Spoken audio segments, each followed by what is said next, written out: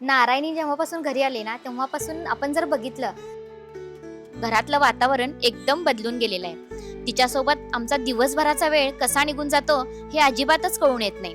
आणि सगळ्यात महत्त्वाचं म्हणजे निधी आणि नारायणीची झालेली ती घट्ट मैत्री. आता ती व्हिडिओमध्ये तुम्ही बघालच.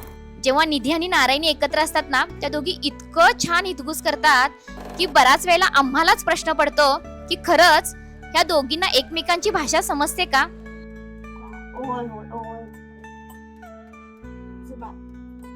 झोप आली तुला आता? ये झोपूया ये. बस हा? आपण झोपूया हा? ये झोप. ती तिला तिच्या शाळेतल्या सगळ्या गोष्टी सांगणार, तिचे पाय दाबून देणार. बरडा खाल्लास ना आता? बस ग, सकाळपासून लय झाली मस्ती.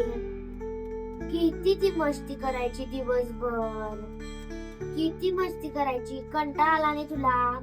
तिला मांडीवरती घेऊन तिला गाणं म्हणत झोपवणार. देवकी नंदन तुमको वंदन रखते सबकी लाज, सबके स्वामी अंतर्यामी पूर्ण कीजिए काज, मन मंदिर में सजे बिहारी.